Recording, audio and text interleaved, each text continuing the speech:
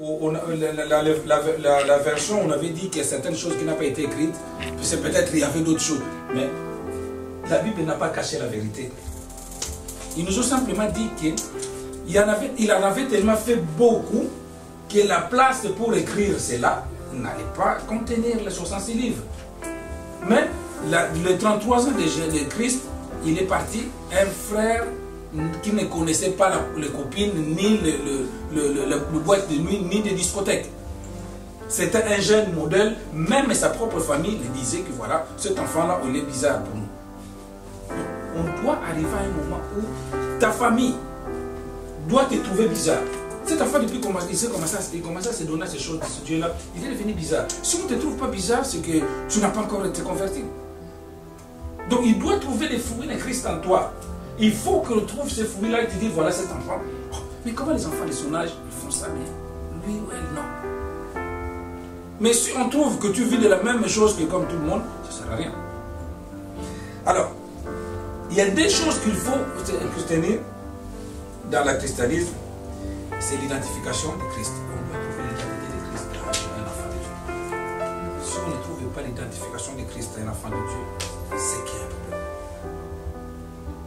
C'est un problème. En Christ, ne vous en faites pas, non seulement l'identification de Christ, mais il y a des promesses et des bénéfices réservés aux chrétiens. Donc, ça ne sert à rien de courir. Le temps n'appartient pas au monde, mais le temps appartient à Dieu. En courant vite, on risque d'aller plus vite, saisir la bénédiction, entre guillemets, mais la bénédiction est éphémère. Donc, sache que si on trouve l'identification de Christ, j'ai des promesses et les bénéfices de Dieu qui avait réservé pour les enfants de Dieu. J'ai l'assurance d'être sauvé. Je le dis au début pour ceux qui étaient là, la mort peut te trouver à n'importe quel moment. Il y a des gens qui se disent, voilà, quand je serai dans le lit de l'hôpital, si je vois que la maladie c'est grave, c'est là où je vais demander l'aide du serviteur de Dieu. Mais qui t'a dit que demain tu partiras sans passer par la maladie? Ça peut arriver. La seule chose que Dieu épargne aux chrétiens, c'est des morts accidentelles. C'est-à-dire, un chrétien ne peut pas mourir accidentellement, non, parce que Dieu planifie les choses. Donc quand tu vois les attentats au Bataclan, il y avait les chrétiens qui étaient là qui sont morts, c'est faux. C'est des faux chrétiens. Il t'épargnera toujours. Parce que c'était là et planifié.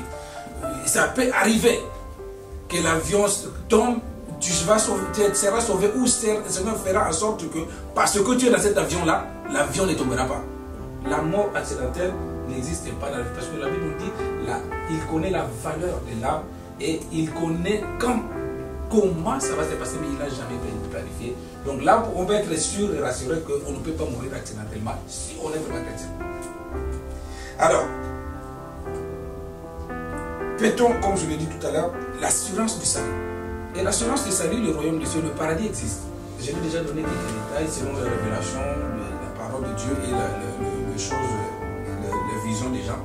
Le paradis, c'est à peu près comme ici sur la terre.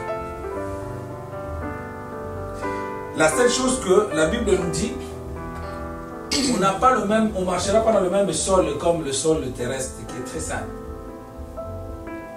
Selon certaines révélations de l'Apocalypse, le paradis a un sol comme si c'était de l'or, avec le riz et les avenues, comme nous le voyons ici. Aujourd'hui, j'ai prévu qu'on parle. Comme nous le voyons ici. Et chaque personne qui sera sauvée, qui ira au ciel, forcément ne se retrouveront pas dans le même quartier, dans la même rue. Oui. Parce que la préparation du paradis, ça s'est fait ici. Il faut que vous compreniez ces langages, ces enseignements-là. Donc, tout comme à l'enfer, il y a des rues et des avenues. Au ciel aussi, c'est pareil, mais le sol, il est en or.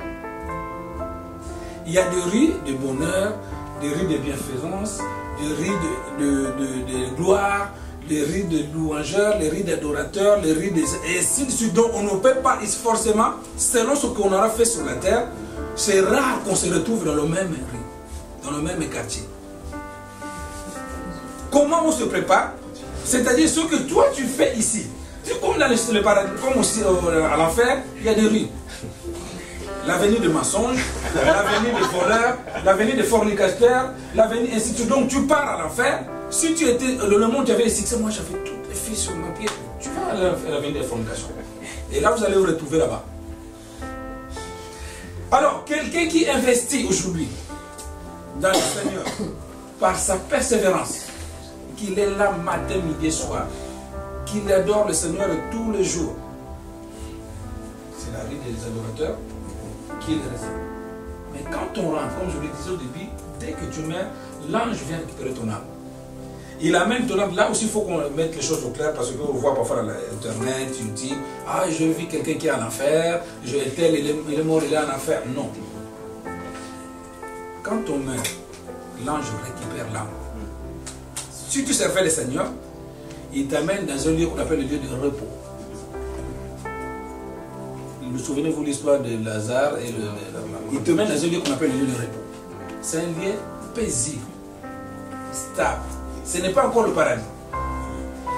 Quand c'est le diable que tu servais, il te récupère, il t'amène dans un lieu de tourment. Le lieu de tourment, c'est un lieu qui n'est pas paisible. C'est comme le terme dit, tourment, ça te tourmente. Mais ce n'est rien comparé. J'ai fini ma phrase. Ce n'est rien à comparer à l'enfer. Le lieu de tourment, ça chauffe, ça te tourmente. Mais ça n'est rien à comparer à l'enfer. Le lieu de repos, c'est très bien. Mais ce n'est rien à comparer par rapport au paradis. Oui. J'ai une question. Ça m'a toujours troublé l'esprit. Après, je ne sais pas comment. Les soi-disant chrétiens, ou des véritables chrétiens qui ont été bouffés dans la sorcellerie, ils vont-ils être au ciel ou en enfer? Tu as bien souligné. Je l'ai dit tout à l'heure que la mort accidentelle ne peut pas avoir place à la vie des chrétiens. Donc, un chrétien digne de ce nom, il ne peut pas être bouffé par les sorciers. Ça, c'est déjà non. Tu as bien dit un soi-disant. Parce que je disais au début, l'étape de disciple-là, ça te permet de discipliner ta vie et de rester stable à un mètre. Qu'est-ce qui se passe? Quand tu sors de l'étape de discipline, là tu es encadré, tout ça, maintenant tu deviens chrétien. Chrétien, Dieu t'envoie dans une église. Et dans une église, l'église a le rôle de protection. Protection.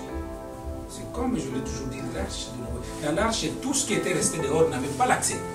Donc une bonne église, normalement, même s'il y a des sorciers qui sont là, mais les œuvres ne peuvent pas fonctionner parce qu'une bonne église est régie par une alliance avec ce Dieu-là. Alors aujourd'hui, il y a certaines personnes qui se lèvent le matin parce qu'il a du mal à aller travailler, dire je crée une église.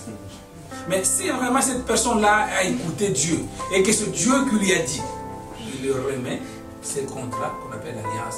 Et ces contrats-là, il lui dira des choses que Dieu fera avec lui. Et ces choses-là, ça c'est effectif avec Dieu. Donc on ne peut pas bouffer un vrai chrétien. Dieu fera en sorte. Je le dis aussi, certaines personnes qui se réfugient à l'église parce qu'ils avaient vu que dans leur famille, il y a beaucoup de sorcellerie. Ils se réfugient. Quand tu te réfugies à l'église, tu es protégé de cet enclos-là. Tu es protégé. J'ai eu à recevoir une famille il y a quelques années. Cette famille-là, tous les ans, au mois de janvier, donc le jour où on fêtait la nouvelle an, et ils étaient en deuil. Ils partaient. Et la femme, il avait 6 enfants. À Oni, il avait 6 enfants. Et quand elle avait vu qu'il ne restait que 3, donc chaque année, il perdait les enfants souvent entre le passage de 24 à 25 ans. Et la dernière jeune fille qu'il avait perdu, la soeur, la défunte Elodie, elle chantait dans le groupe de rap, dans le quartier là-bas. Et il sort d'un concert, pam, mort. La femme lui dit non. Les gens lui disent il faut aller se réfugier peut-être à l'église, c'est pas nombreux. Quand il est arrivé, il ne restait que 3 enfants. On avait compris l'origine, que c'était des accords qui étaient signés dans la famille, son oncle, avec ses beaux-parents. Parce que pour bouffer quelqu'un, il faut l'accord. On en parlera peut-être un jour, mais la sorcellerie fonctionne de manière structurelle. C'est pour cela que Dieu interdit le mariage consanguin, cousin, cousine, tante, neveu, Parce qu'à l'époque, ça facilitait qu'on puisse bouffer facilement. Pour bouffer quelqu'un, dans la sorcellerie, il faut l'accord de au minimum 2 personnes. Du côté de la mère et du côté du père. Sans cela, impossible. Si tu vois des accords qui passent facilement, donc du côté de maman et du côté de papa, il y a une connexion dans le monde des sorcelleries. Impossible. Parce que là, on va arriver, quand on parlera du point du mariage, parce que là, tu es seul. Demain, tu vas te mettre en couple. Quand vous allez vous mettre en couple, ce n'est plus maintenant une seule famille qui va agir, mais vous avez devenu de 2 familles. C'est pour cela, dans les dots, on demande l'accord. Et je vous donnerai des détails ensuite quand on continuera. Mais sache que on ne peut pas manger un enfant d'autrui, par exemple, toi, les personnes de veille, si papa Ngambomo n'est pas au courant et la côté de maman n'est pas au courant, impossible. Il y a des degrés de sorcellerie. La sorcellerie a des niveaux. Ça commence au niveau très bas. Mais les petits sorciers, parfois, ils n'ont pas le temps pour brouter même la chair. Non. Ils vont juste accompagner le vie. Quand ils arrivent à un niveau, ça monte de grade. Et même, ils se disent déjà de malins. Premier malin, deuxième, 12 malins. Ces termes-là, on attendait peut-être quand on était jeune. Ah, il est 12 malins. On ne faisait pas attention. Il a 12 sagesses au niveau du monde démoniaque. Et ils arrivent à des sorcelleries à 24 malins. Certaines sorcelleries, étapes de sorcellerie, peuvent passer outre les accords de la famille, mais il faut avoir un grand niveau dans la sorcellerie. Mais sinon, le niveau structure normal, ils doivent avoir quelqu'un des 2 familles qui a donné l'accord. Sinon, non. On se souvient, par exemple, pour nous qui étions au pays, parfois la mère et le père se disputent. Pas mon enfant, attention mon fils, attention. Nous, toutes nos enfants, nous entendons, mais et ils savent que voilà, ils sont venus demander l'accord, ils passent d'abord demander.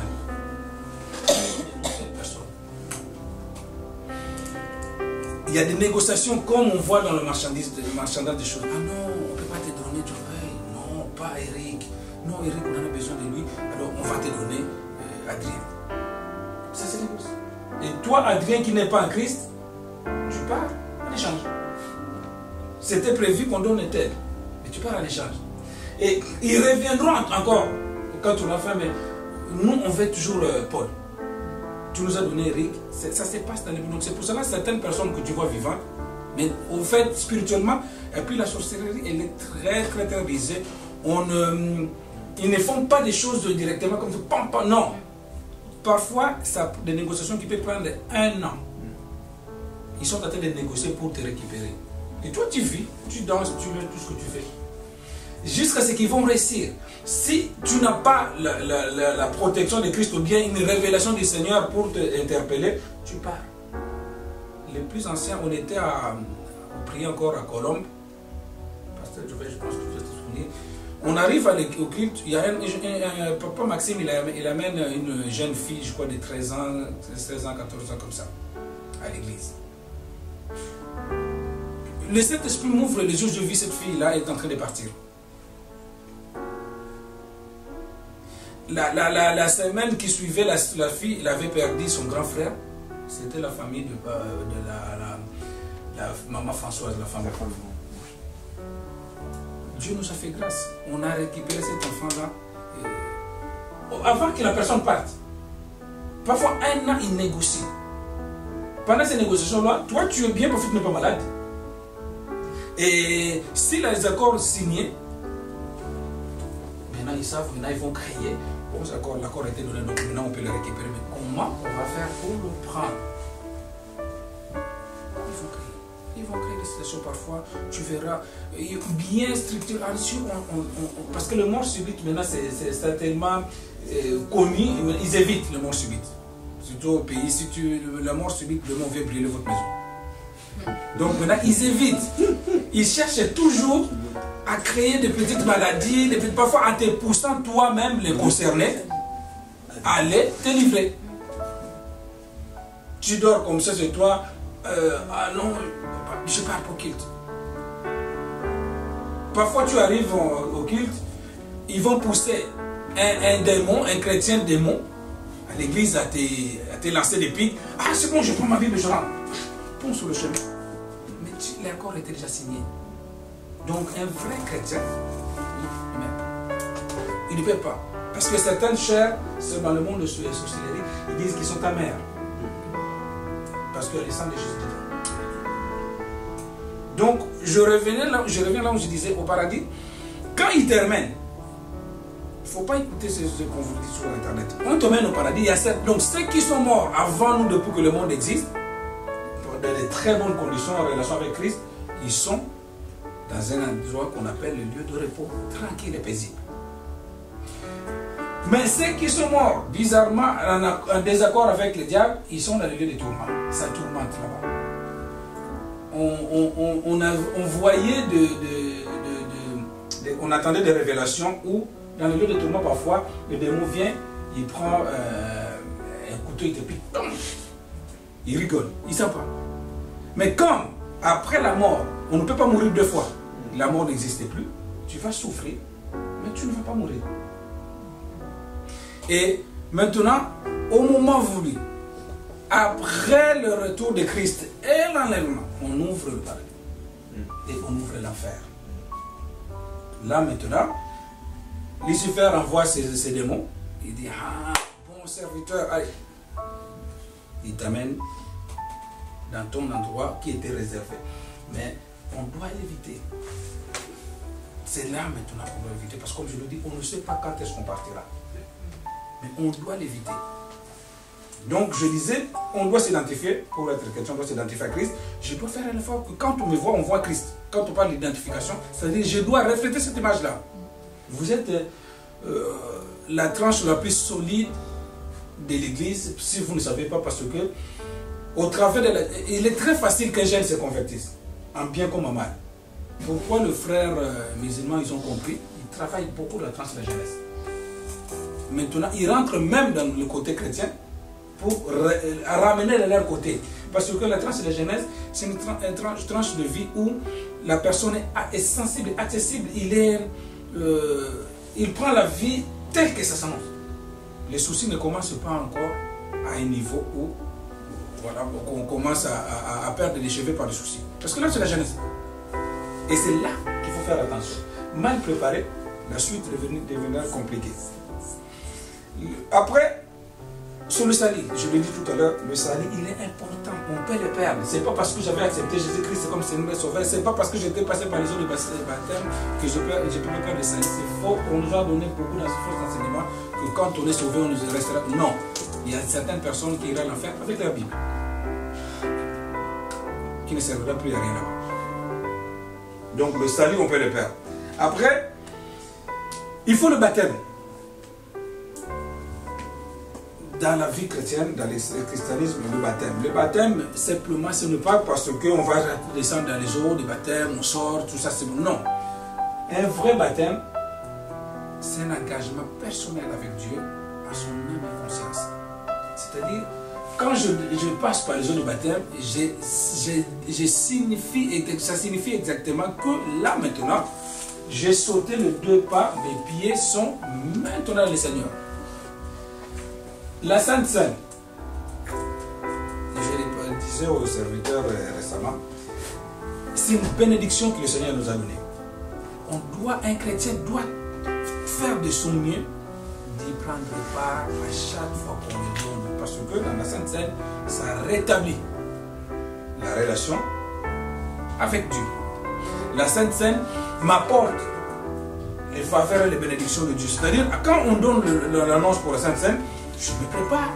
Ma préparation, ce n'est pas dire de dire, ah, j'ai souvent de règles et de douloureuses, mais Seigneur, ça c'est parce que quand je prends ma Sainte Seine, que ces choses changent. Ça peut changer. Tout dépend de ta foi. J'ai besoin de mon appartement, Seigneur, que les portes s'ouvrent. Après la Sainte Seine. La Sainte Seine, c'est pour cela qu'il nous a été recommandé une bonne préparation. Et non seulement on va se souvenir de la mort de Christ, mais ça nous ouvre beaucoup de portes. Et cela est réservé aux chrétiens qui sont baptisés par immersion. Alors, est-ce que tout chrétien vit dans la prospérité? Non. Justement, pourquoi on ne vit pas dans la prospérité, pourtant on sert le même Dieu? Ça dépend de ta relation avec Dieu. Un chrétien qui garde la relation intimement étroite avec Dieu, il sera toujours prospère. Parce que son Père a tout. Mais c'est question de temps. Mais il sera toujours prospère.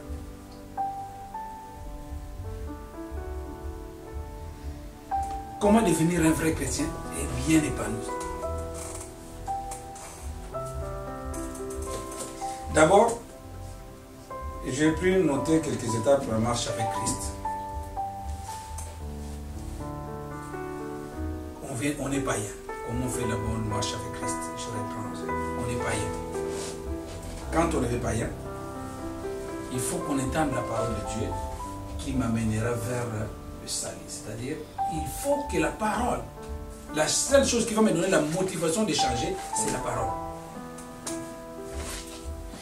Les chrétiens qui sont devenus, des gens qui sont devenus chrétiens parce qu'ils n'ont pas écouté la parole qui les a motivés à devenir chrétiens. Ils sont venus devenir chrétiens ou chrétiennes parce qu'ils ont vu le miracle. Ils n'en vont pas loin. Mais la vraie motivation qui va me pousser à changer, parce que j'ai entendu que la parole, cette parole-là peut me sauver. Et ça peut me sauver, effectivement.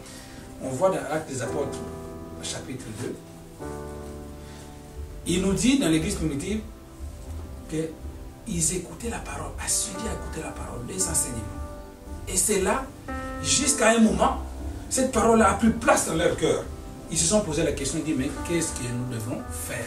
Il a dit, Pierre les a répondu, baptisez, acceptez Christ et soyez baptisés au nom du Père. Donc c'est la parole de Dieu qui doit te motiver de dire, oh mais j'ai écouté la parole, mais cette parole-là, ça me fait peur. Par exemple, les notions de la paradis à faire, cette parole-là me fait peur parce que j'ai vu qu'il y a le salut. Donc en fait, la parole doit être la première motivation, mais si autre que la parole, tu vas lâcher. Parce que le miracle, c'est ça. Il y a un moment donné dans ta vie, tu auras entre guillemets tout obtenu, tu n'auras plus besoin. Tu verras, c'est pour ça qu'on voit des gens qui priaient à un moment, mais après avoir obtenu tout ce qu'ils avaient envie, ils ne prient plus. Ils ne voient plus l'utilité de prier parce qu'ils n'étaient pas motivés par la parole. Or, la parole ne cessera jamais. On a vu des jeunes, il est sans papier, il est célibataire, il est sans enfant, il est sans logement, il est assidu aux choses de Dieu. Mais une fois, il a le papier, il a le mariage, il a les enfants, il a la voiture, il a les villas, il a tout. Il n'a plus besoin de prier. Parce que sa motivation était le matériel, le miracle. Mais tout cela resteront. On nous a dit que c'est l'âme qu'on viendra chercher, ce n'est pas l'âme avec toute ta voiture et tes villas et toutes ces choses-là. Donc la première motivation, tu dois nous pousser cette parole. Si la parole ne te touche pas pour prendre l'engagement, tu n'auras pas. Et quand tu vas entendre la parole, la deuxième chose, il faut que cette parole puisse te convaincre. Et c'est une bonne parole, parce qu'il y a une parole et parole. Et cette conviction-là, il faut, ça doit être associé par le Saint-Esprit qui te révélera la bonne parole. Parce qu'il y a parole et parole. Maintenant, cette parole me convainc, et je vais voir des hommes de Dieu. Voilà l'utilité des structures, comme je le disais, de disciples là. Je vais voir mon responsable du département pour lui dire, ah, j'ai écouté la parole, ça m'a vraiment touché, mais qu'est-ce que je dois faire? Le responsable du département, le serviteur de Dieu, la servante de Dieu, passe à l'étape suivante, de te faire accepter Jésus comme Seigneur et Sauveur. Dès lors que tu acceptes Jésus dans ta vie comme Seigneur et Sauveur, ça te permet maintenant, non seulement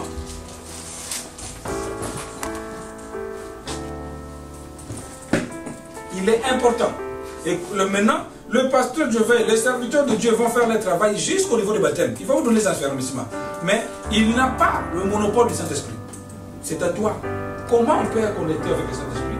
Le Saint-Esprit, il est le plus sensible de tous les dieux.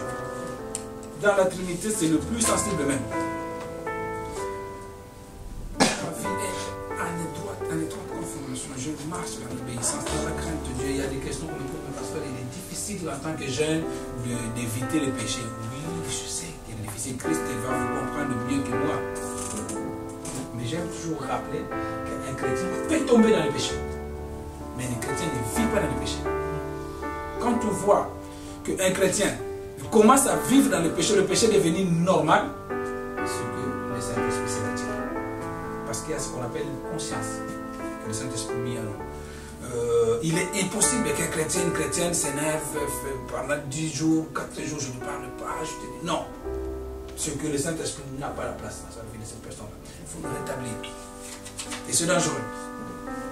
Un peut tomber dans le péché. Mais la Bible nous dit que même quand on a un problème, la colère et tout ce que tu fais, il faut éviter que ces 24 heures les couches viennent nous trouver là-dessus. C'est important. Combien de fois, même parfois dans la vie des enfants de Dieu, le couple chrétien, parfois, ils ne se parlent plus. Non, c'est dangereux. Christ peut revenir, la mort peut te trouver. Et tout ce que, regarde les sacrifices, on était là hier, on s'est séparés à 20h, on se réveille encore le matin. Mais ces sacrifices, elles iront en vain. Moi, une seule chose que j'avais dit à ma femme quand on s'est marié, je dis,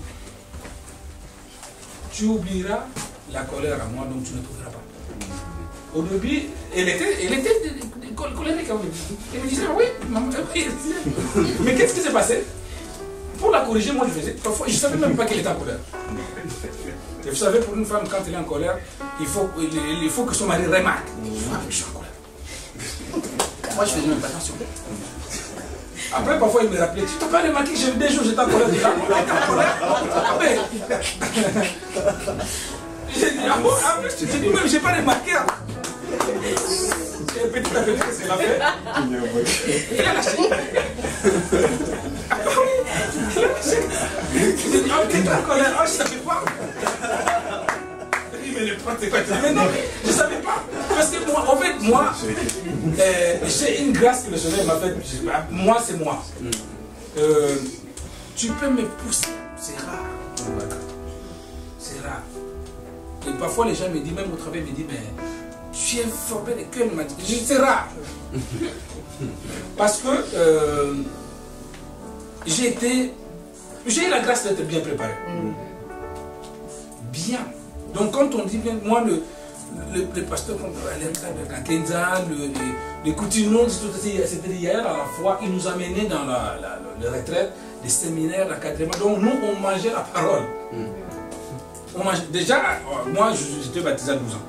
Donc dès 12 ans, j'avais quitté ma famille. Donc on mangeait la parole. Les grandes vacances, j'ai déposé juste ma valise parce que j'étais à l'internat, j'ai déposé ma valise à la maison. Je parle.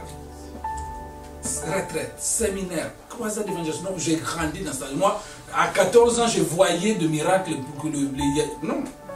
Et rester avec ces yaya-là, ces grands frères-là dans la foi. Parce qu'aujourd'hui, on peut tout dire les hommes de Dieu qu'on a vus, mais il y a des gens qui ont bien commencé. On rentrait dans la prière. Moi, je me rappelle la première fois qu'on rentrait dans la prière, c'était à Timouenza. C'est la montagne, ça. À la montagne. Donc, on voit. Tu arrives, on te dit, on va dormir où ici dans la forêt. On cherche ta place. Et on se remettait debout à prier. Parfois, tu as déjà vu des gens dormir debout. Il te prend un seau d'eau pour te réveiller. Tu te réveilles, hein? Et attention, il te dit, ne prie pas en langue parce que la langue c'était caché. Sors les paroles. Je dis, mais papa, la parole est finie. On se lève jusqu'à 4h du matin et bon, pause. On ronfle parce qu'on peut 30 minutes après, boum, boum, boum. On a des comme ça. Et on voit aujourd'hui les résultats. Voilà. Parce que, et après, il m'amène dans le domaine médical. Le domaine médical, maintenant, c'est pour travailler. Parce que le corps, c'est la sensibilité de beaucoup de jeunes, c'est la chair. C'est la chair. Or, l'apôtre Paul disait, si tu vas aller loin, il faut détruire la chair. Il n'y a que trois choses qui peuvent te détruire dans ta vie. C'est l'orgueil. C'est l'orgueil, la chair. Parce que même la femme et tout ça est intégré dans la chair. Il faut arriver à surmonter cela. Si Christ l'a réussi, s'il y a des gens qui ont réussi, il est possible que moi en tant que jeune, de détruire cela. C'est possible. C'est possible. Parce que n'oublie pas que tout ce que le diable t'offre aujourd'hui, il va te le récupérer demain. Il va te demander des comptes. Donc, maintenant, ma connexion avec le Saint-Esprit me permettra de garder un lien. Alors, c'est pour cela que quand je pêche, immédiatement je dois vite retourner, demander pardon. Et si ces pardons-là, 3 sortes de pardons qui existent, parenthèse. Il y a les pardons, des confessions, 3 sortes de confessions, c'est-à-dire il y a une confession qui est intime avec Dieu. Je péchais, je vois Dieu, je lui demande pardon dans les secrets. Première confession. Il y a la confession où je dois aller voir la personne à qui j'ai offensé. Parce qu'il y a des gens qui se disent, je me fâche avec ma fille Lorraine. Après, de mon côté, j'ai dit au Seigneur, pardon pour m'avoir fâché Lorraine. Lorraine, elle avait souffert. Il faut que j'aille la voir. Après avoir demandé pardon à certaines confessions, je dois la voir et dire, ma soeur, ma fille, pardonne-moi de ce que je fais. Et la 3e confession, c'est la confession où je dois aller en public. Quand je fais quelque chose qui a touché du monde, on voit par exemple les serviteurs de Dieu parfois passer à la télé, demander pardon parce que on est entre guillemets des hommes publics. Et j'ai détruit la vie des gens par mon comportement et en secret. Bon, de toute façon, moi j'avais déjà réglé mon problème avec mon Dieu. Hein. Mais si c'est des hommes et des femmes qui ont été touchés, je dois aller voir. Alors, c'est pour cela que je dis il faut détruire l'humilité. Il faut avoir le courage pour demander pardon à ton frère, à ta soeur. Et souvent, c'est l'orgueil qui prend place. Mais sachant que quand tu es dans l'orgueil, tu gardes des conflits, tu gardes des problèmes dans ton cœur, tu étouffes le Saint-Esprit. Et une fois le Saint-Esprit étouffé, il ne peut pas agir. Il y a des chrétiens qui sont devenus vides. Tu ne vas pas les sentir d'un coup. Mais tu verras par la suite que l'utilité du Saint-Esprit sera là pour venir intervenir à chaque situation dangereuse de ta vie. Et un chrétien sans le Saint-Esprit, non seulement tu iras loin, mais ta vie est vide. C'est ce genre de chrétien qui disait, Pasteur Jovet, que le diable peut bouffer.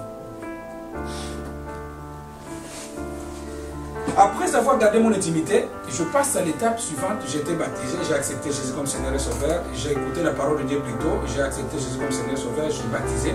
J'ai gardé l'intimité avec le Saint-Esprit. Maintenant, je dois chercher mon appel.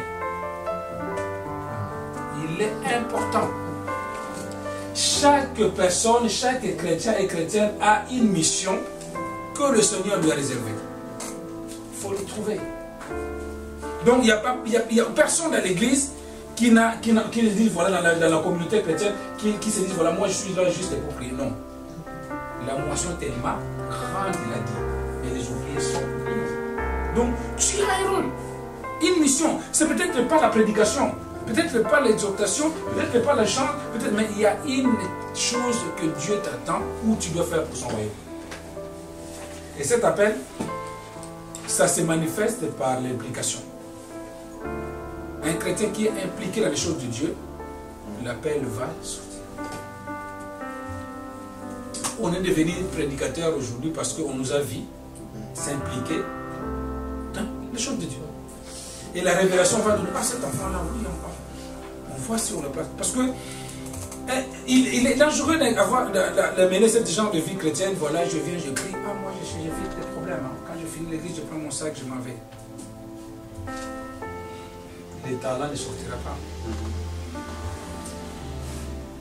Ah, pourquoi? Parce qu'il y a beaucoup de problèmes dans la communauté. Il y en a partout. Il y en a partout. C'est seulement quand on sera au ciel, là on trouvera déjà le même quartier, les mêmes rues, qui ont les mêmes visions des choses. Ouais. Oui. Dans le rue de ceux qui sont dans le rue de Paressé, ce sera des gens qui dorment matin, midi et soir. Mais ici, on aura toujours des problèmes. Il y en a même qui vont arriver même à fuir leur famille. Ah, la famille a trop de problèmes. Il n'y a pas de Melchizedek ici. On sort toujours de quelque part. Et Dieu savait pourquoi il doit sortir de telle famille. Peut-être parce que toi, quand tu vas acquérir la parole de Dieu, c'est toi qui amèneras la lumière dans la famille. Mais il faut la communion fraternelle, il est important. Il est très important. Et il faut... Pourquoi on n'arrive pas à s'adapter? Parce qu'on fait l'erreur dans un premier temps. Et il faut étudier qui est qui. C'est là le plus. Moi, j'étudie chaque personne. Je sais comment comment un grand CD, ainsi de suite, je connais. Ça peut prendre peut-être parfois, je vous l'ai dit aujourd'hui, je peux parfois, je vous prends un mois, j'utilise seulement. Je prends un mois. Je me dis bonjour, ça va? Oui. Parfois, je te dis oui, je prends le temps. Oui. Parfois, je peux te demander ça va deux fois. Le pasteur, tu m'as déjà dit oui, oui, je sais. Le premier, ça va, je veux savoir si c'était vraiment. Et le deuxième, ça me dirait quelque chose. Et quand j'aurai ciblé, je dis que lui, il est comme ça. Maintenant, de la même manière que je vivrai avec lui, ce n'est pas la même manière avec Gloire. Nous confondons les choses. Si Adler n'aime pas trop de blagues, et que lui il aime tous les blagues, si je le fais avec Adler va se faire. C'est ça le problème, c'est pour ça que les gens ont du mal à vivre en communauté. Il faut étudier la personne. Et ça, cette capacité-là, beaucoup de chrétiens n'ont pas.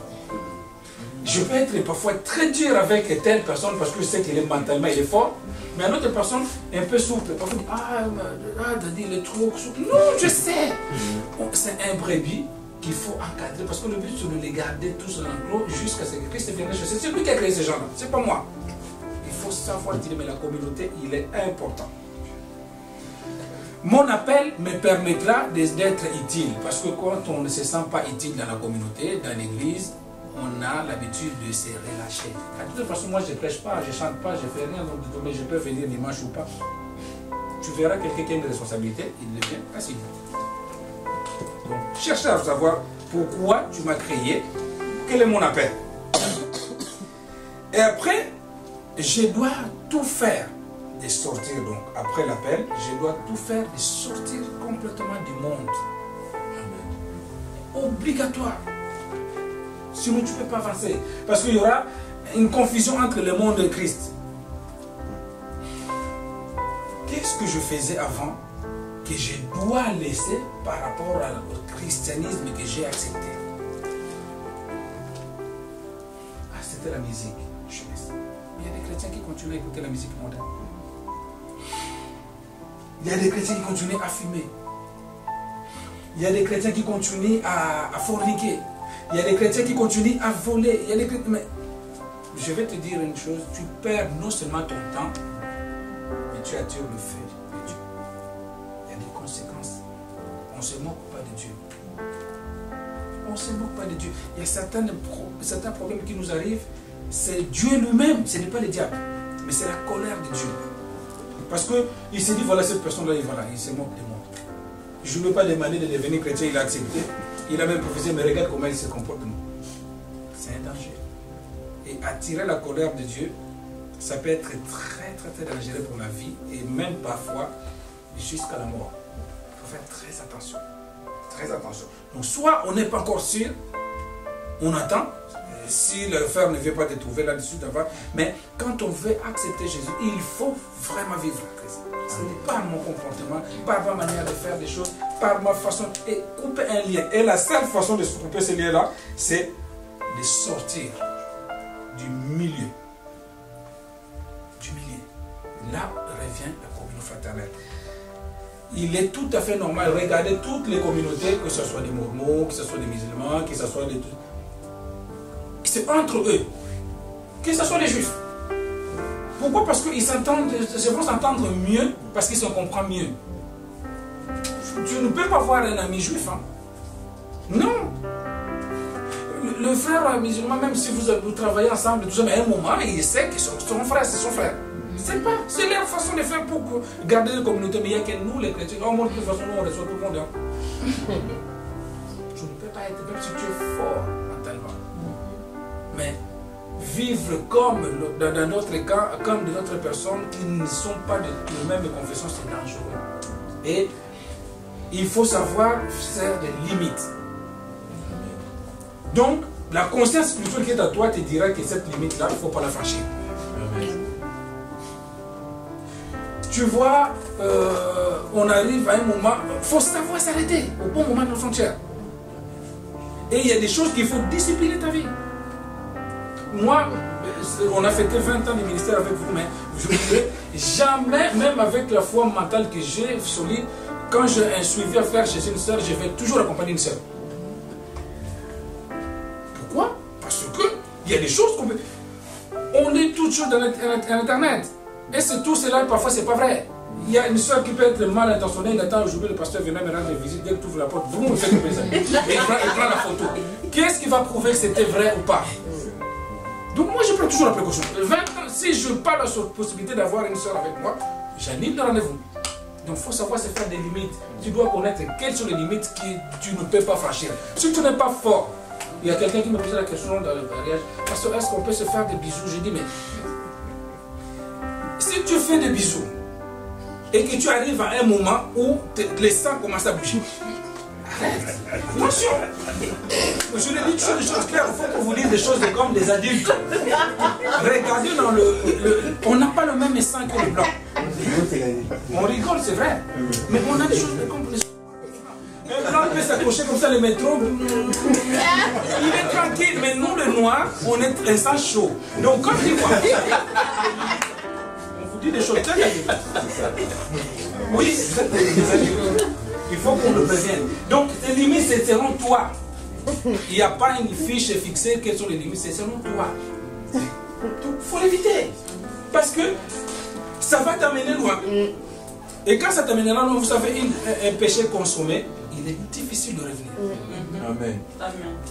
Il est difficile. Pourquoi les fumeurs, les alcooliques ont du mal à laisser? Parce que ça accroche le sang et ça accroche le nerf sur le cœur. Et vous allez voir que ces petits bisous-là qui deviennent accro, demain ça va vous détruire. Dieu n'est pas changé. Hein? Donc moi, je sais me mettre des limites. Ma femme, quand elle est arrivée, elle était fiancée, je savais que ça faisait 12 ans que je l'attendais. Donc même si je suis pasteur, si je le vois, mon corps va trembler. Je lui dis, le même jour tu laisses ta valise, tu prends ta valise, tu vas chez la marraine. Il ne croyait pas, il me dit, oh arrête, 12 ans, je dis que tu vas chez la marraine. Parce que je sais que si on se met ensemble, peut-être on mettra la Bible à côté. Donc comme on veut préserver cette bénédiction-là, elle n'a pas dormi à la maison le même jour. Les anciens vous diront, la maman vous diront, mais... Et ça parle dans tout Paris, mais ces frères-là, ils montrent quoi? Je dis, mais moi, c'est ma foi avec Dieu. Je dis, mais si j'ai supporté 12 ans, pourquoi ne pas supporter 3 ou 4 mois? Amen. Et mon cher, ma chère plutôt, avait envie de désir.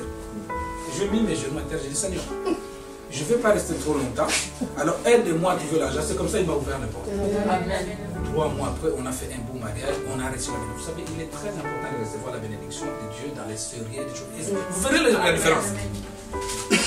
Voilà, Dieu. On a totalisé 18 ans au mois de juillet, tranquille et paisible.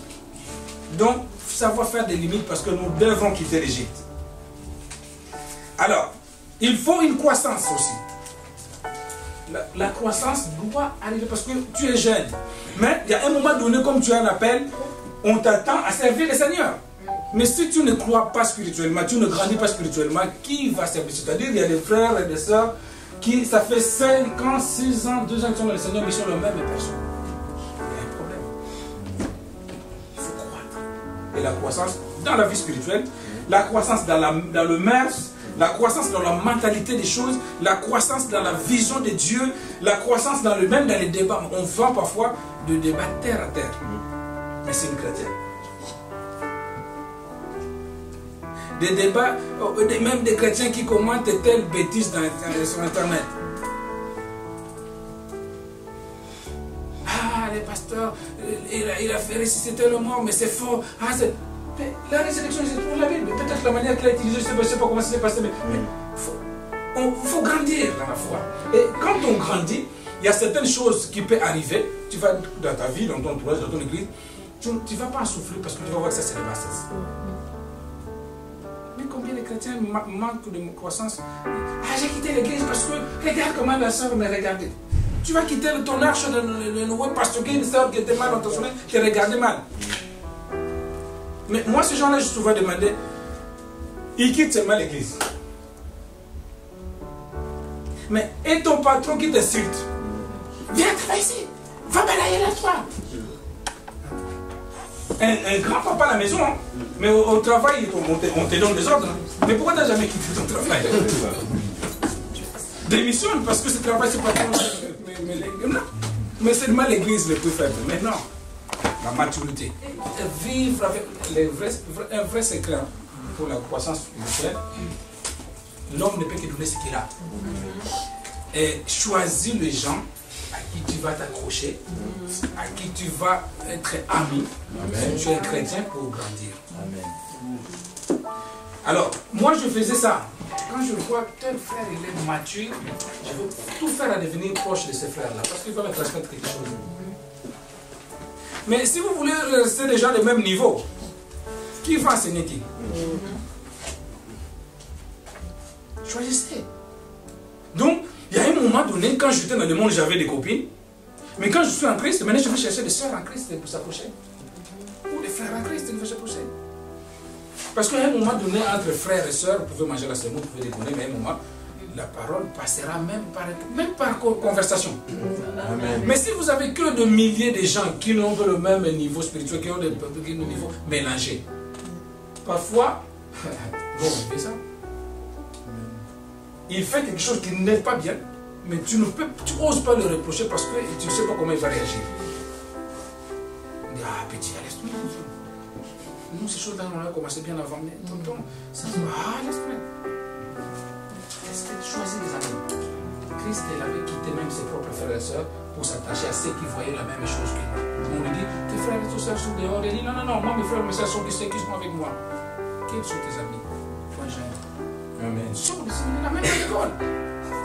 Choisis les bonnes personnes que tu vois loin que cette copine-là, elle est bien. Parce que le bon mœurs va corrompre le mauvais mœurs. C'est ça, c'est sûr et certain.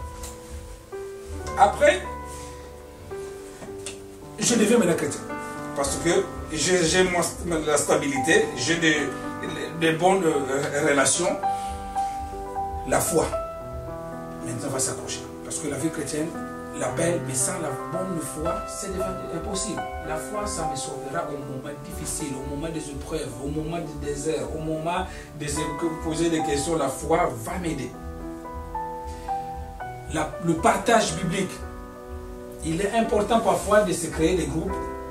Aujourd'hui, il y a les réseaux sociaux où vous lancez un débat, vous partagez. Nous, on faisait ça. Ceci vient du web. Le soir, au lieu de rester toujours scotché sur tel ou tel. Mais parfois c'est ça. Mais aujourd'hui on crée parfois des groupes sur WhatsApp, des jeunes, de tout et n'importe quoi. Mais le partage de la parole de Dieu c'est important. On prend un verset. Amen. On fait un débat là-dessus. Et ce débat-là, après, ensuite, on trouve une conclusion. Si on a du mal à se mettre d'accord, on fait voir. Nous on se disait parfois à l'époque, en plus on n'avait pas internet à 100%. Mais on s'est retrouvé parfois, on dit, des thèmes parfois tout bête, est-ce qu'on peut perdre le salut? Ah non, lui, parfois, le verset biblique à l'époque. Mais quand on a ce genre de débat, c'est nourrissant. Après ma foi, moi jeune, je veux m'engager maintenant. Certainement dans ma foi, dans ma vie chrétienne, j'avance vers l'étape de fonder une famille. Obligé. Sauf si vous avez l'appel d'épaule. Mais je pense qu'il n'y a pas. Alors, le mariage. Le mariage dans la vie chrétienne, dans la jeunesse, il est obligatoire sur le point culminant de la réussite ou de l'échec. Je disais hier, pour le mariage, je suis un bon frère. On a vu des étapes. Une bonne sœur. La première de mes conditions, de mes critères, choisir un frère, une sœur de même niveau spirituel. Il est important. Peut-être un petit décalage, mais vaut mieux que ce décalage-là soit du côté de la femme que de l'homme. Ah, les femmes, je vous dirai. Quand tu épouses un homme moins spirituel que toi, tu vas souffrir. Oui. Pourquoi tu vas souffrir? À moins que tu sois une sœur avec un cœur bien rempli, parce que sinon ça va du mal. L'homme vit comment il était sorti en premier, il a vu d'autres choses que la femme n'a pas vues. quand on avait créé Adam, Ève, forcément, vous savez, quand on sort en premier, on n'a qu'une longueur d'avance. Ça, c'est... Je ne suis pas mature. Mais je vous parle des choses... Donc, c'est-à-dire, certainement des choses que Adam avait vues, après, mais Ève ne l'avait pas vues. Et quand on amène quelqu'un d'un pays pauvre, souffrance grave, on l'amène en Europe, et qu'il trouve les conditions. Regardez quand ils arrivent. Quand on arrive, parce que nous mangeons les dames. Le premier mois, la première semaine, il fait tout faire. Ah, tout le fait, j'entendais tout le faire. Ah, Château Rouge, j'entends Château Rouge à la télé, je vais voir. Ah, mais nous, ceux qui sont là, parfois tu peux demander par un français, hein. Il ne connaît pas tout le faire, il sait qu'il faut aller à tout le faire là-bas. Mais nous qui venons d'ailleurs, nous avons envie, parce que seulement ces choses-là, on vivait dans le rêve. Et c'est là où on fait plus de bêtises.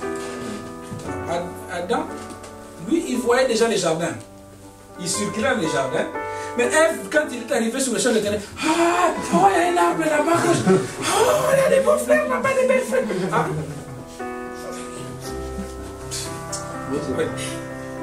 Oui. Et la femme, elle est comme ça. Une femme veut tout avoir et tout savoir le même jour. Si tu l'attends, mais ça attend demain. Ah non, non. Je vis là-bas, M. Paul, ils ont une Porsche. Mais pourquoi nous on a qu'une... Non, mais attends, on peut la voir. Ah non, mais tout savoir. Voilà pourquoi la femme. Donc, un mari doit être le pasteur de la famille. Amen, amen, amen. C'est à lui d'éduquer là où tu dis, mais écoute, cet arbre-là, ma chère Ève, ça existait depuis. Mais on nous a dit des choses sur cet arbre-là. Ah, et oui, c'est pas. Mais, donc, si toi, le mari, tu ne prends pas le temps de montrer les choses, parce qu'une bonne femme peut devenir une mauvaise femme s'il tombe sur un mauvais mari.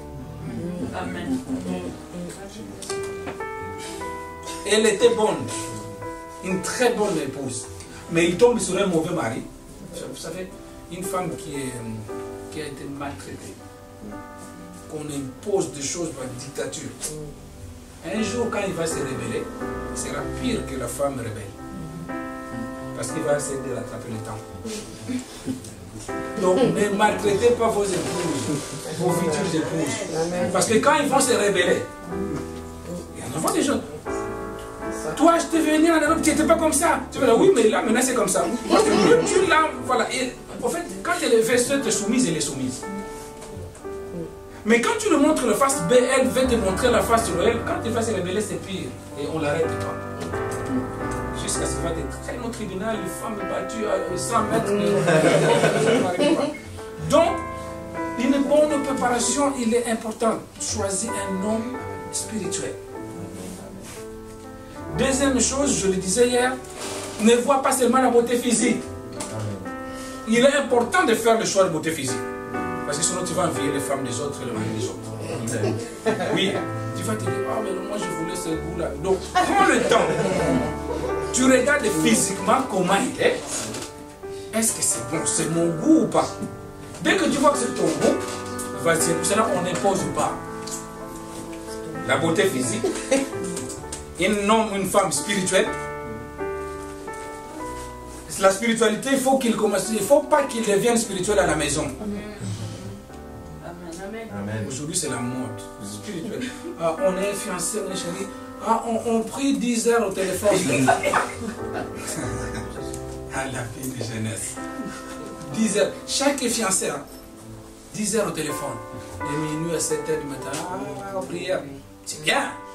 Mais vous savez, est-ce que sur place, ça sera la même chose?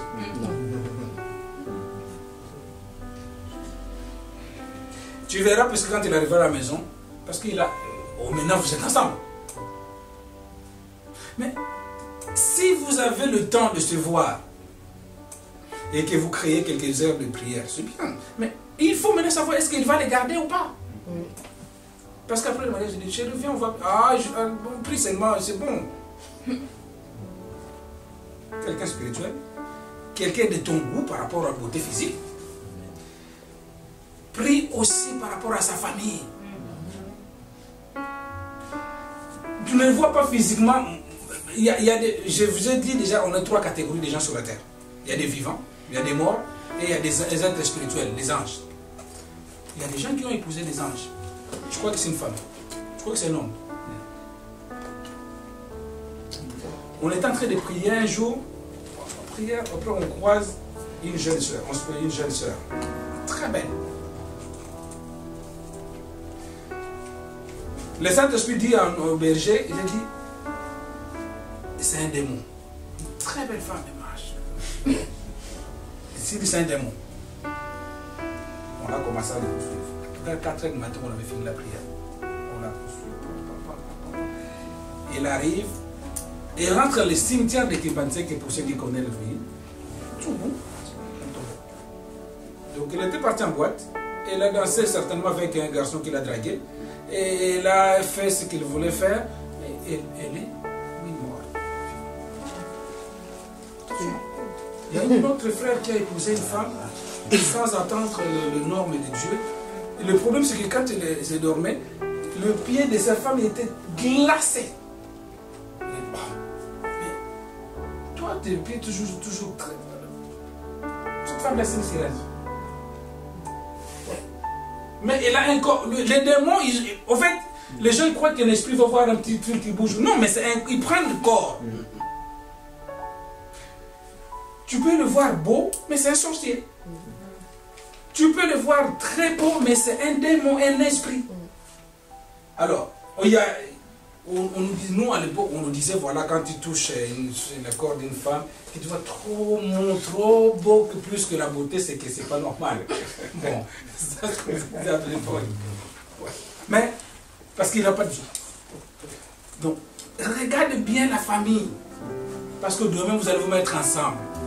Tu sais, la beauté, ça peut être très attirante, mais quand il t'amène des problèmes, tu vas dégoûter même cette beauté-là. Je disais tout à l'heure pour la sorcellerie, fouillez même dans sa famille et dans notre famille. Mais est-ce que la question que me pose le pasteur, quand je remarque que voilà, la famille n'est pas bien, ma famille n'est pas bien, est-ce qu'on peut s'arrêter ou pas?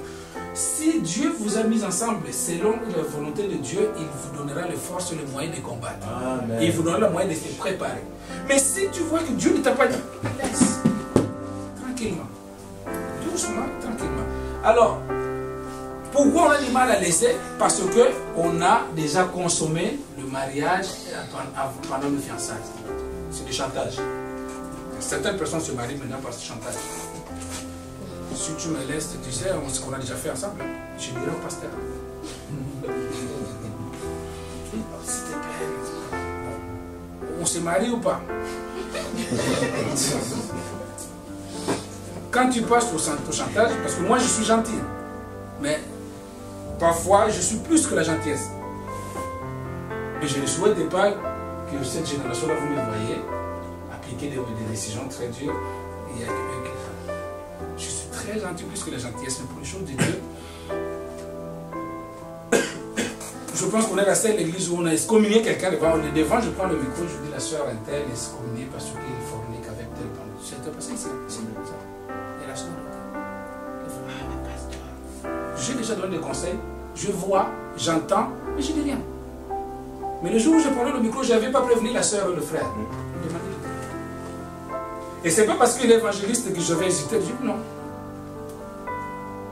Est-ce qu'on dit? C'est dans la Bible.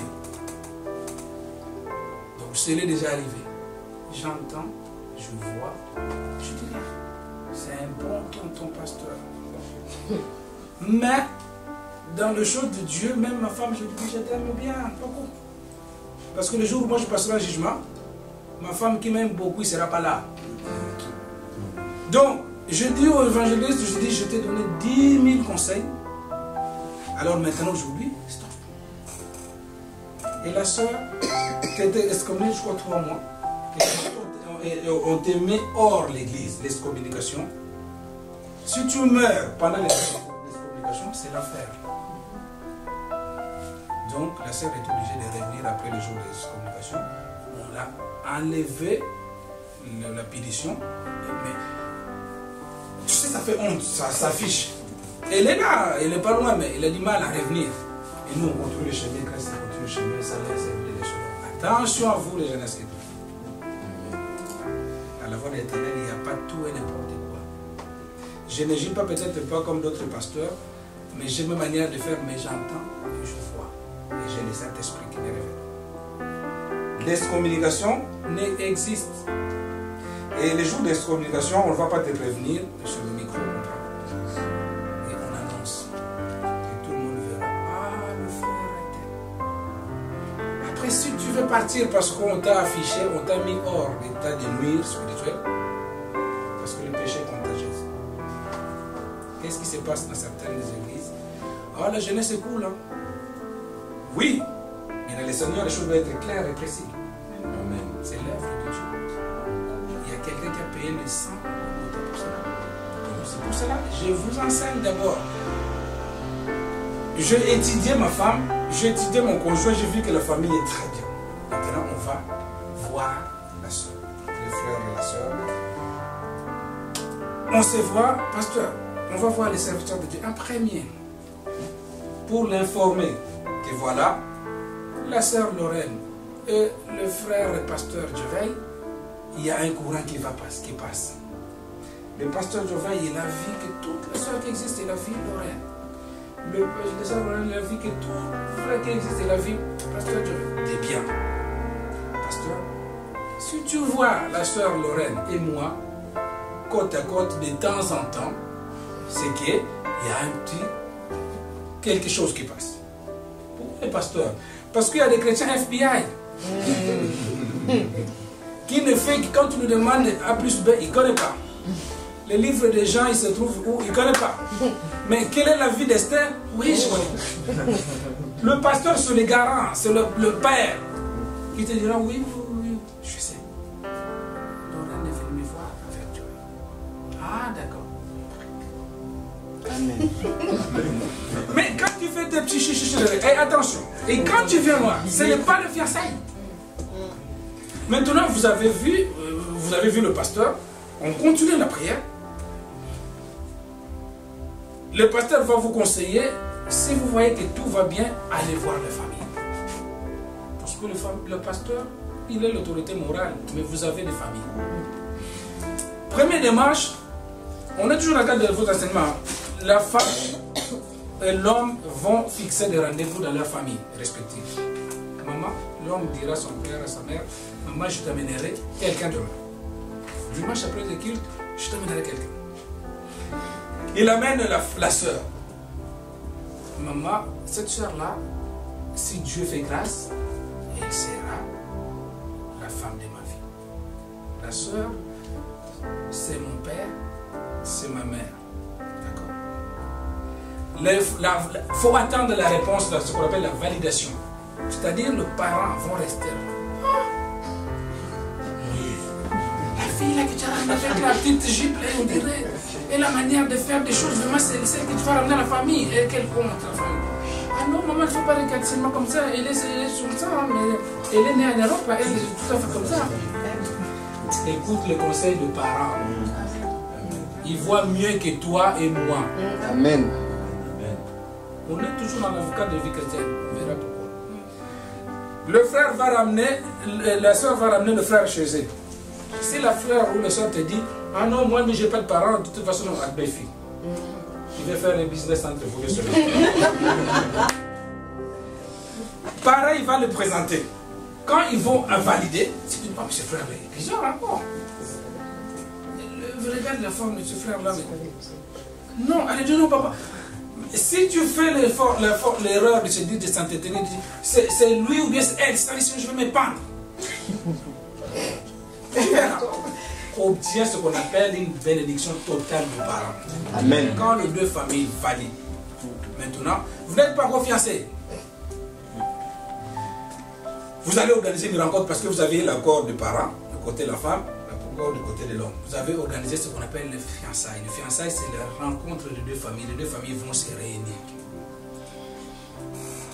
Dans ces rencontres de famille, la femme portera un toast spirituel à l'homme, lui donnera une boisson. Consommer cette boisson-là, ça veut dire que la femme aussi accepte devant le parent. Là, ce jour-là, ça commence ce qu'on appelle le fiançailles. On vous présentera à l'église les samedis et dimanches suivants que les frères et sœurs sont fiancés. quand on est fiancé maintenant, on est officiellement, à l'issue de tout le monde, officiellement est libre de se voir, de se rencontrer. Mais avant cette étape-là, toute rencontre est suspecte par Dieu et par vous-même. Et moi, je ne vois pas trouver la sœur Grâce et le frère Gloire à 1h du matin à Saint-Lazare. On attend entrer ensemble. Oui, mais il y a beaucoup de trains quand même. Après, moi, je suis compréhensif.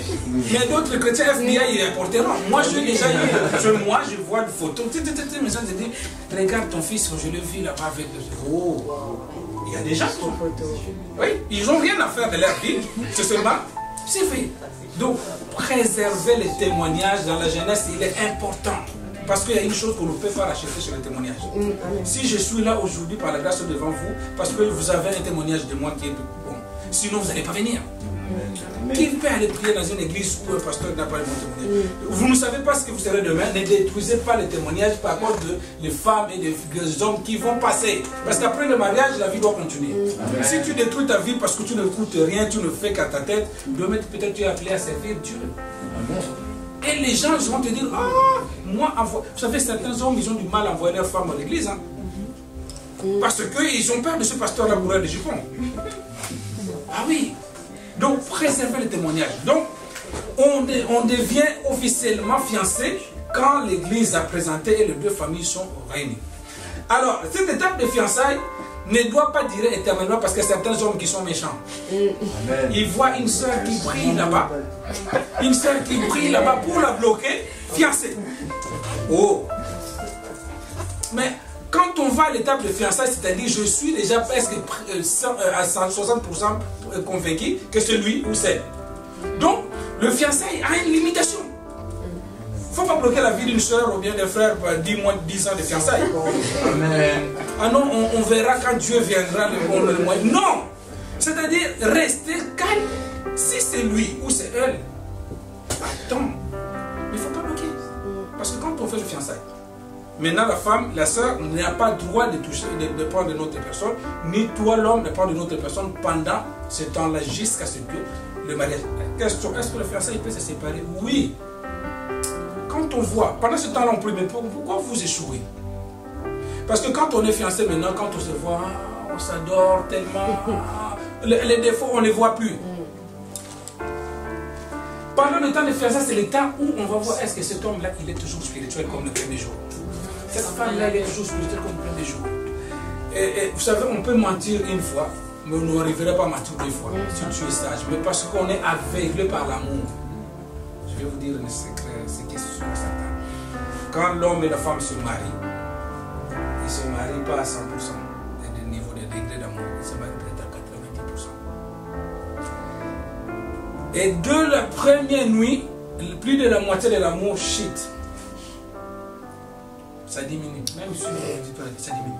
Pourquoi? Parce que tout ce que je rêvais, je le vis, je le vécu. Il y en a même qui sortent de nous de noces avec une 30% d'amour seulement. Ah si c'était cet homme-là. Je vous le dis sincèrement. Demandez aux mariés si c'était référé, de dire oh non, peut-être pas lui. Hein. Peut-être de ces qualités-là c'est bon, mais ce côté-là. Parce qu'on voit les défauts. Les choses qu'on ne pouvait pas voir quand on était. Vous savez, quand on se voit, chacun sort de ses maisons, de chez lui, on se croise quelque part au McDo, au restaurant, à l'hôtel et tout ça, c'est différent quand on se met ensemble.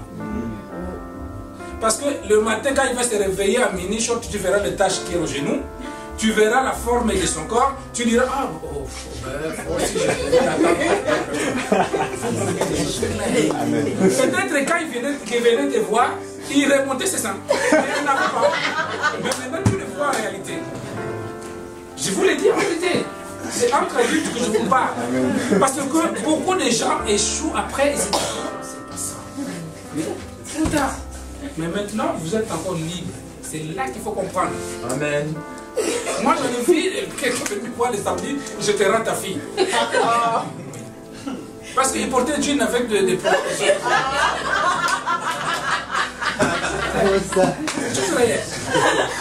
Donc, Il y a vivre en réalité, c'est difficile. Parce qu'on a un cœur. Donc vous qui êtes là, vous pouvez arriver à se marier. C'est pas mauvais. Mais être sûr que c'est l'homme ou la femme, parce que sinon c'est votre vie spirituelle qui sera impactée. Entre le mariage et le vie spirituelle, c'est le mariage qui n'est pas, c'est la vie spirituelle qui est très importante. Donc prenez le temps. Il y a un temps pour chaque chose. Maintenant, on marche dans la sainteté. On voit que les choses vont bien. Alors, quand on commence à se connaître physiquement, sexuellement, si le pasteur il arrive à vous surprendre et à être révélé, il y a deux choses qui vont rester, il vous mettra dehors. Excommunication. Pendant un certain durée, le temps de vous enseigner encore ce que vous enseigne aujourd'hui. Pendant le temps d'excommunication, tu es obligé de venir au culte et assister tout ce que tu fais, mais tu ne prends pas la Sainte Seine. Tu ne participes pas au travail que tu es en train de faire. Il est dangereux que le retour de Christ ne te trouve pas pendant que tu es excommunié. Alors, s'il est arrivé que voilà, on est tombé, malheureusement, qui peut arriver? On se prépare pour le mariage. On passe d'abord chez monsieur le maire. On va passer, on se prépare à l'église. On va voir le pasteur. C'est pour cela le choix d'un pasteur en tant que père et berger, il est important. C'est lui qui avoue ses péchés, il les délaisse, il les tient. On va voir le pasteur, papa. Dans quelques jours, on va se marier. Mais le corps est faible, c'est le verset qu'on sort souvent. Il est arrivé qu'on a trébuché, on est tombé quelque part un jour. Un bon père, il vous prendra dans ce bras. Comme le fils prodigue, écoutez les enfants. On va prier le Seigneur pour vous. Demandez la faveur de Dieu. Parce que si vous rentrez dans le mariage, sachant que vous vivez comme vous étiez déjà marié, vous trompez Dieu, vous vous moquez de Dieu. Et le résultat de tous ceux qui ont essayé de se moquer de Dieu, c'est la sanction. On ne trompe pas Dieu. On ne se moque pas de Dieu. La sanction d'Anani et Saphira, c'était la mort. Et vous laissez moquer de Dieu. Il y a des couples qui rentrent déjà au mariage en trompant Dieu, qui sont déjà un couple mort. Et là où il y a la mort, il n'y a pas de vie.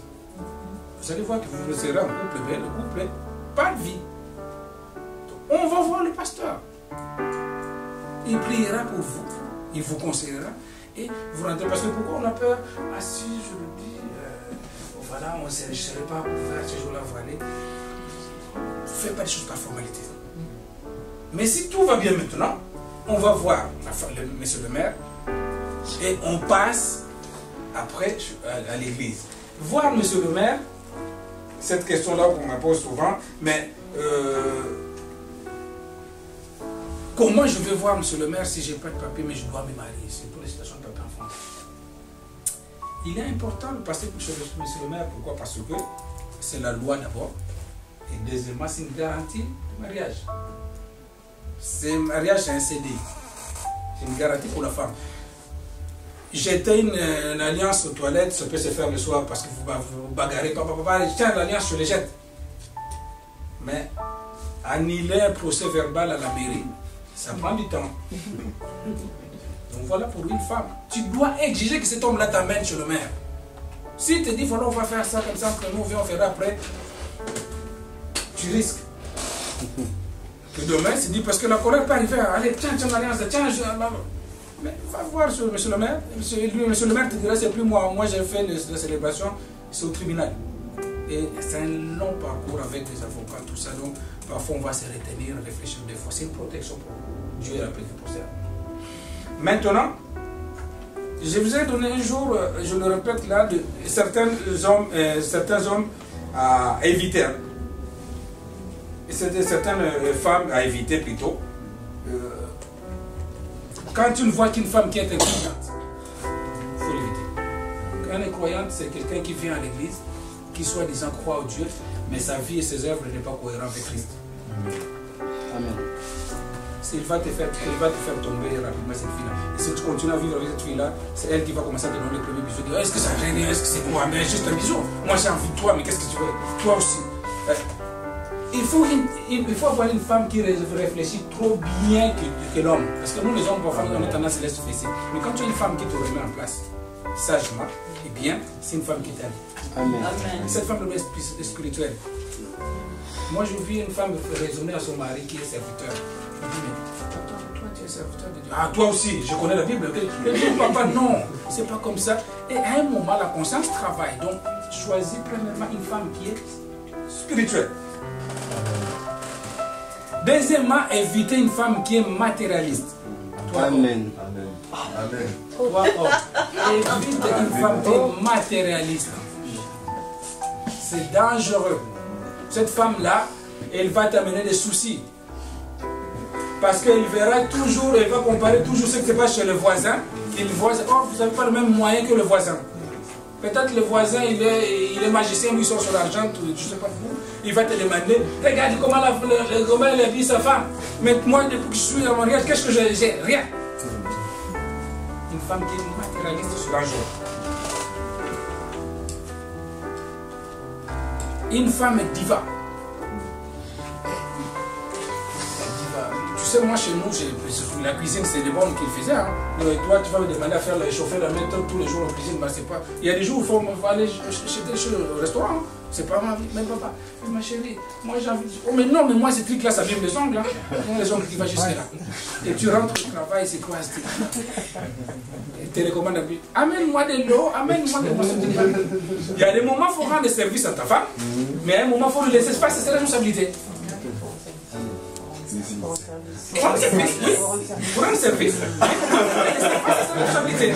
Parce qu'il ne faut pas oublier la maison est gérée par la femme. La maison est gérée par la femme. C'est ta maison. La femme qui va, attention. Tu verras cette femme-là, les ongles qui arrivent jusqu'ici, mais comment il fait la place? Tous les jours. Une femme doit être coquine, belle. C'est tout important. C'est très important. Moi, j'aime bien quand je rentre de travail, toujours ma femme rouge à lèvres et tout ça, c'est bien. Mais pas tout le temps. Il y a un moment, oui. Oui. Il y a une femme qui a refusé carrément d'allaiter ses enfants de faire que de faire de ses seins. Mais pourquoi tu t'es marié? Ça, j'ai vu. Oui. Oui.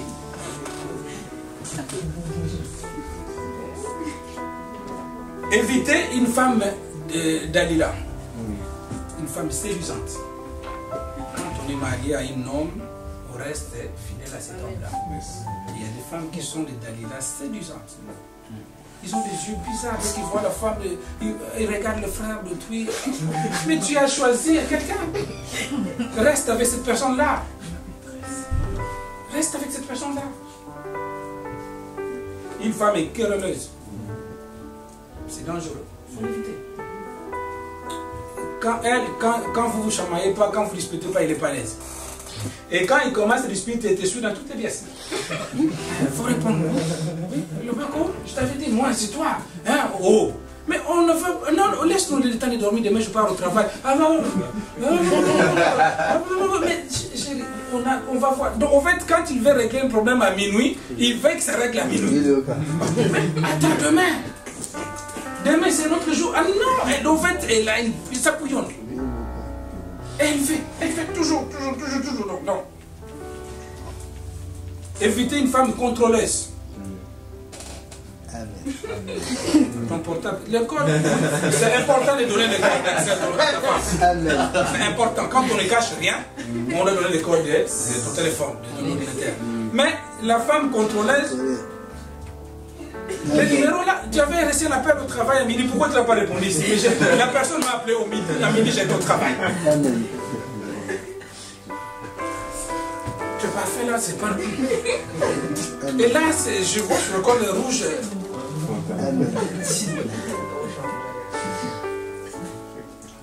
Il va faire le contrôle de peau, c'est mieux que fais là, on se marie par confiance. Éviter la fille à maman. C'est une catégorie, il faut éviter.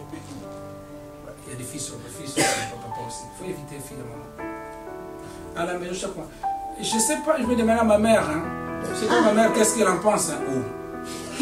Tu as quitté la maison. Tu dois quitter. La mère n'a plus rien à voir le jour où tu as dit oui.